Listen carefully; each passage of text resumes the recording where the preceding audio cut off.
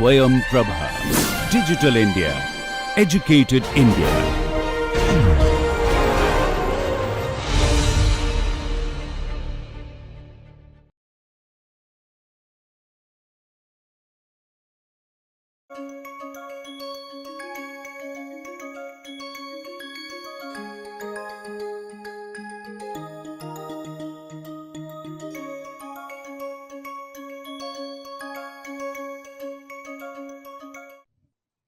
Let me show you another example of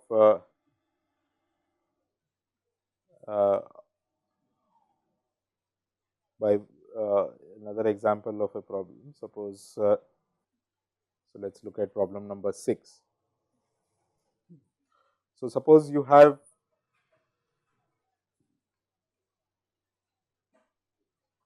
suppose you have the let us consider the case where suppose my equality constraints, these equality constraints, right, this are actually linear, suppose. Okay. So, this is actually the same as, so h j of x equal to 0 for all j equal to 1 to p is equivalent to doing, say, Ax equals b.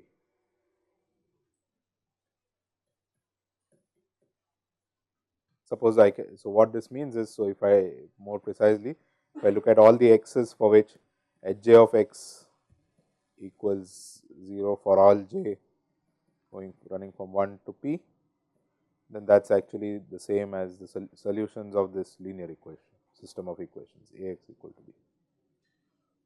Okay. And now, of course, this will be, this sort of thing has an interesting solution only when p is less than the number of variables, which is n. So, if you have if my x is in R n here and my so then this is, so my number of rows here, so A has to be in p cross n. Sorry.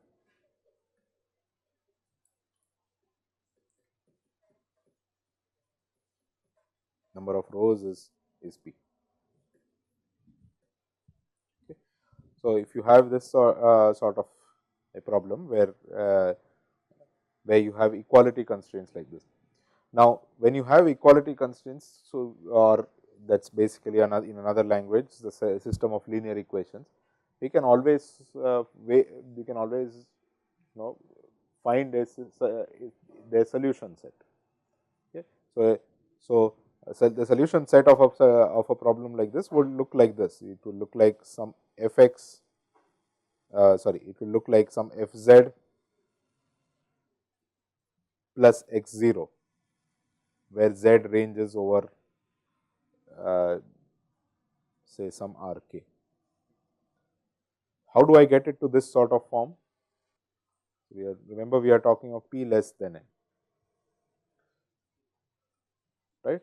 You get this in this sort of form by, you need a particular solution which is x 0, and then you need a so any solution x that of Ax equal to b, whenever you have a solution like that, then you can always add to it and take some vector y, say, in the null space of A,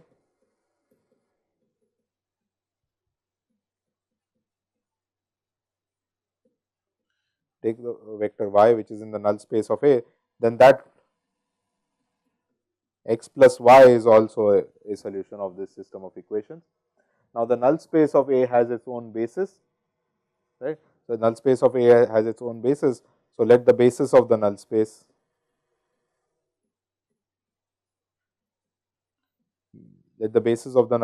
be the columns of F, right. So, if I take the basis of the null space as the columns of F, what I need, take any solution x 0, a particular solution x 0, and then add to that the entire null space of this of A, that would become my that then gives me that is the same as the solution set of my original set. Yeah.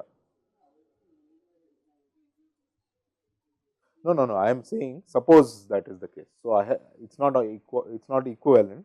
Suppose it is. Okay. Yeah. So, we are considering only that case where this is where you have linear equality constraints. Okay. So, in that case, then now what happens is, because you are able to do this, your entire problem can now be transformed. So, you can now you can get rid of your equality constraints altogether,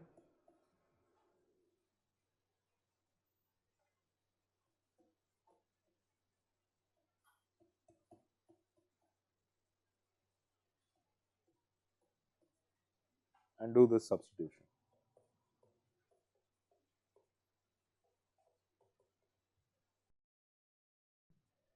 What is my variable now? Now, my variable is z, right. So, I can, so and z is just anything in R k, and there is no constraint on, there is no sign constraint or anything like that on z. It is the dimension of my null space, you can say. Okay. So, this problem is now what have we done as a result? Every x that satisfies A x equal to b has been written as a equivalently as an f z plus x 0, and I have substituted for all such x's as f z plus x 0 and put them back in. Once I do that substitution, this is equivalent, right, to the original. So, all the x's that satisfy A x equal to b can be written in the form f z plus x 0. Likewise, every x z, everything that is in the form f z plus x 0 satisfies A x equal to b. So, as a result, my equality constraints can be removed altogether. Okay. So, if you this kind of way, if you have a way by which you can solve for one set of variables using the equations or the constraints that you have, you are welcome to do so. It's that gives you an equivalent optimization problem. So, this problem here, this problem, let us call this problem 6. 6 is equivalent to problem star. In what sense? What about the optimal values? They would be equal. Optimal value of star is equal to the optimal value of 6. How do I relate the feasible regions? So, 6 is written in the Z space, which is R k, star was written in R n, right, but still they can be related. They can be related because of this relation. So, through this relation you can, so for every x that is feasible for star, there is a z that is feasible for 6, and z is equal to and x is equal to f z plus x 0. Okay, for every,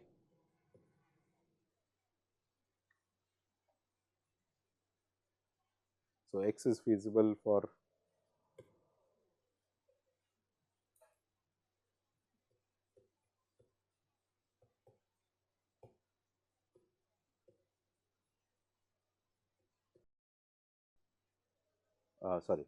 for every x that is feasible for star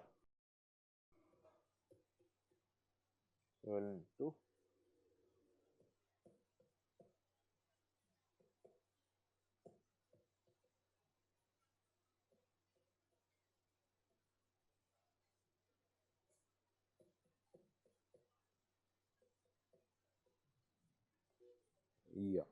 x 0 is the well, it is what is called the particular solution of a particular solution of this linear equation. Let me show you one case where, again, cautionary note, while you are eliminating equations and so on.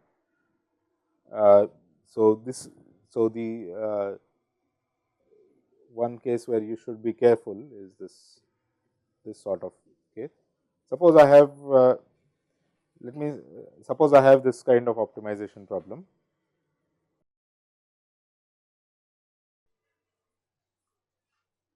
So, this is not exactly elimination, but it is rather some other form of transformation, you can say. And suppose I have again linear equality constraints for simplicity, linear equality constraints, some A x equal to b. So, this is one problem. Now what I do is, suppose I multiply these constraints the equality constraints by a matrix M. Okay, so let me left multiply it by M.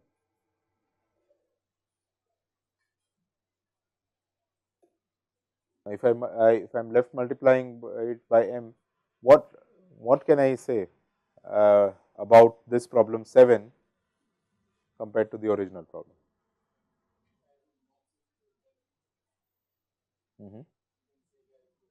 Yeah. So, if M is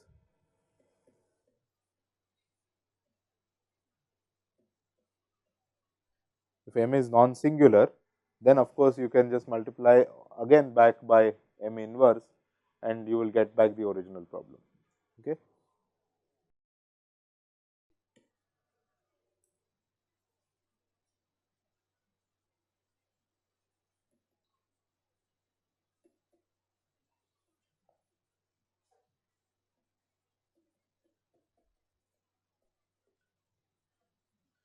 Now, the reason I brought this up is because there are, in many cases, M is not singular.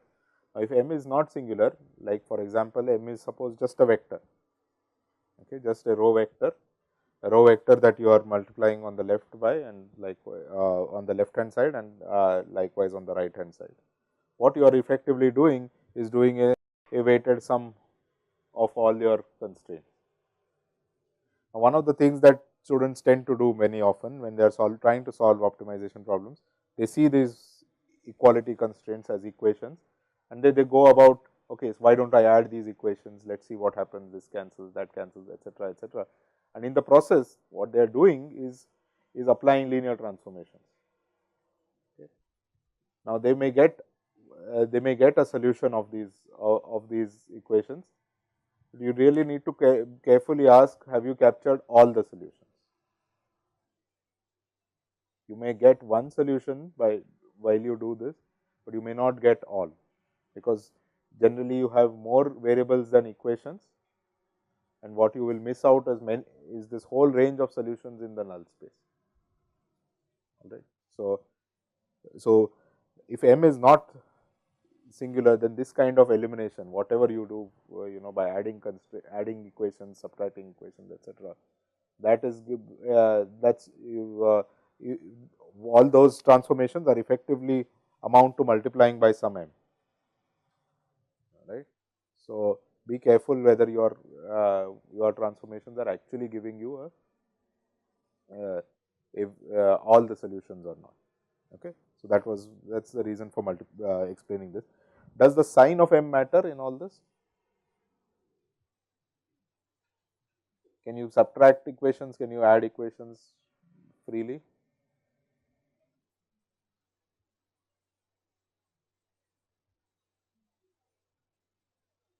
The sign is immaterial. Yeah, because you can always add equations, subtract equations, no problem. What matters is non-singularity, right. Now, what if I had to do the same thing with my inequality constraints? If I suppose I had these inequality constraints, let's suppose we write them for simplicity as some Cx less than equal to D. If I had inequality constraints like this, and if I multiplied both sides by another matrix, say multiplied both sides by another matrix, suppose P,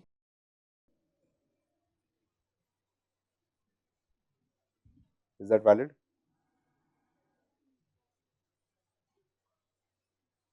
What do I need on P? So, for this to be valid means that firstly inequality has to be preserved when I multiply.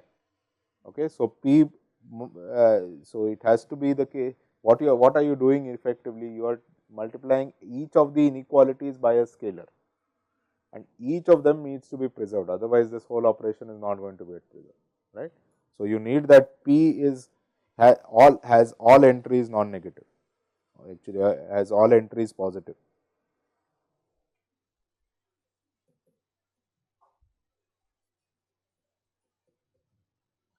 And of course, you need then non-singular, so that this is equivalent to the original. Okay. So, when you have inequality constraints, there is the other danger of flipping the direction of the inequality and changing the entire region over which you are optimizing. Right?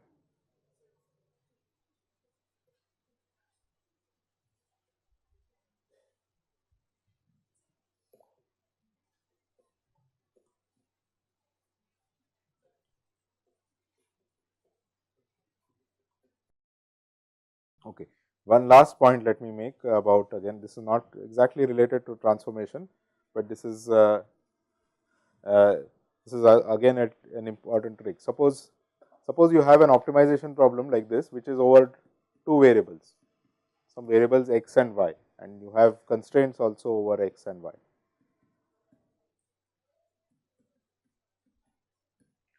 So, you are minimizing over both x and y. So, this is less than or equal to 0.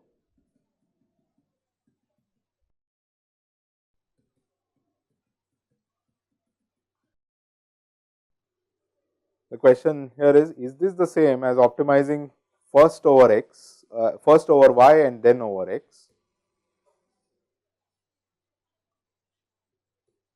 So, fixing an x, I optimize this over y,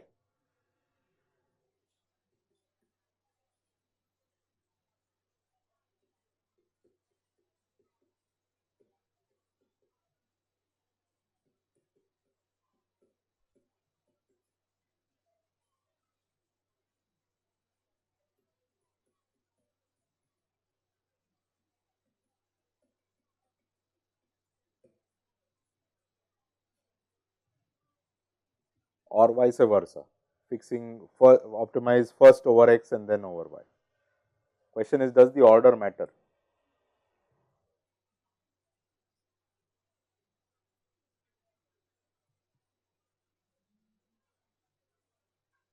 Or when we are faced with an optimization problem, we can optimize in any order we like.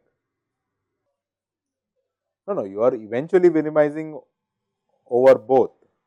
Question is, can I do piecewise? Can I do minimize over one first, keeping one fixed, then minimize the resulting thing over the other variable?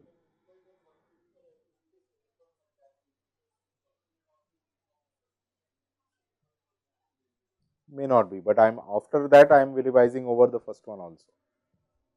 See, I am minimizing over x after I have minimized over y. No. So, it's incorrect to say that y will be fixed. So, let us understand what we are doing here. So, when we are minimizing over x and y, the objective goal is to pick jointly a pair of x and y. Okay. So, you have to pick that pair combination correctly. So, when I am saying first minimize over y then over x, what I am doing is fixing a value of x, finding a y. So, my y is going to be a function of x. Okay. So, it's not, so this is something to be remembered. When you do it analytically, of course, you will get y as a function of x, but when you are doing numerical computations, this is often not evident, because you will get back some number, you will just input that number and forget that it is dependent on x anymore, right. Okay. So, y is a function of x. I put that y back as a function of x, then I will get some complicated function of x in which y has been eliminated, and then I optimize that over x.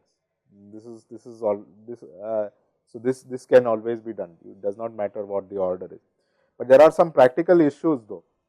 Remember, whether a pair of x comma y is feasible or not is not evident until you test the pair itself. See, that pair, whether it's satisfying all the constraints or not, is not evident until you test the pair. So, it may not be that for every x you can get a feasible y. So, you fix an x outside, you search, you satisfied the first constraint, second constraint, third constraint you do not satisfy. In what does it mean? You cannot satisfy that constraint. There is no y that satisfies first, second and third together, which means that the x itself needed a change. So, you need to start with a different x, and then you search again over y, or maybe then again try a different x, etc. So, in the presence of constraints, this whole procedure gets messy. if you do not have constraints, in the unconstrained case, if you just simply had this sort of problem, this is absolutely no issue. You can always do this. Minimize first over y, then over x, or minimize first over x, then over y. Okay. As I said, in the presence of constraints also it is valid, but it is messy. This is sometimes the easier thing to do. Okay. When you notice that your objective has some structure, that it is simpler in one set of variables than in the other, target those variables first, optimize over those, get those in terms of the others, substitute back, solve. All right. Okay. Fine. So this is also another case of, you can say, roughly speaking, transforming optimization problems. You are getting rid of some variables by optimizing them out. Okay. Okay. All right. So we'll stop here.